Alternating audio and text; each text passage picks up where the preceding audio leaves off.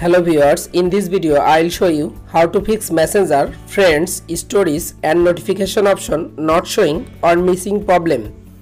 If you want to solve this problem, please follow the step. Step 1. Open your phone setting. Scroll down. Tap on apps. Tap on manage apps. Search Messenger application. Tap on Messenger application. Tap on storage. Again click on clear data. Tap on clear cache data. Step 2. Open Play Store. Update your Messenger application latest version.